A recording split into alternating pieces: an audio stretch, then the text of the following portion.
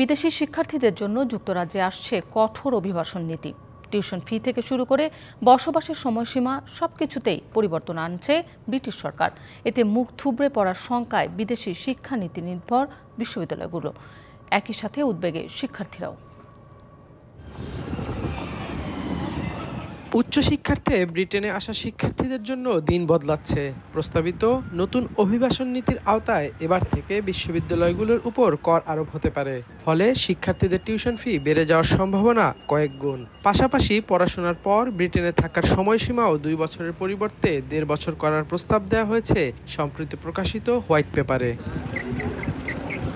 তবে আইন বিশেষজ্ঞরা বলছেন, এতে আতঙ্কিত হবার কোনো কারণ নেই। নতুন এই বিধান বাস্তবায়িত হলে প্রকৃত শিক্ষার্থীরা বরং উপকৃতই হবেন।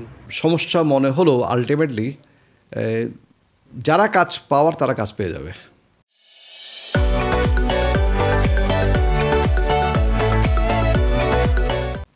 এবং ডিগ্রি লেভেল কাজেরও কোনো এখানে অভাব আছে বলে আমার মনে হয় না, বরং স্টুডেন্টরা তখন আরও কোয়ালিটি ওয়ার্কের জন্য জোর দেবে।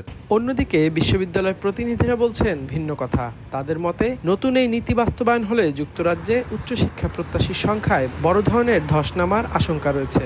আমরা স্ট্রিক্ট একটা পলিসির মাঝখানে যাব। তাছাড়া পোস্ট স্টাডি ওয়ার্ক ভিসা যে রিডাকশন চলে আসতেছে বা আসার জন্য গভর্নমেন্ট যেই ভিশন পাবলিশ করেছেন সে অনুযায়ীও আমার মনে হয় যেন কিছুটা হলেও ডিসকারেজিং অলরেডি। শিক্ষার্থীদের জন্য এখানের জীবনমানটা আসলে দুর্বিষহ হয়ে যাচ্ছে। বারবার ইমিগ্রেশন রুলসের চেঞ্জটা এখানে শিক্ষার্থীর জীবনমানকে একটা কঠিন থেকে কঠিনতর করে তুলতেছে। টিউশন ফি থেকে সব কিছুই বাড়বে এবং আপনার গ্র্যাজুয়েট রুটটাও একটু কমে আসতেছে। সেই ক্ষেত্রে আমার কাছে মনে হয় যে বাংলাদেশি যারা স্টুডেন্টস এদেশে পড়তে আসতে ইচ্ছুক তারা আসলে ইউকেকে এখন একটু সেকেন্ড চান্স হিসেবে দেখবে আর কি। উচ্চশিক্ষার্থে ব্রিটেন ছিল বাংলাদেশি শিক্ষার্থীদের স্বপ্নের গন্তব্য। তবে সাম্প্রতিক পরিসংখ্যান কিছুটা উল্টো পথে। 2023 সালের তুলনায় 2024 সালে ব্রিটেনে বাংলাদেশি শিক্ষার্থীদের ভিসার সংখ্যা কমেছে 31%।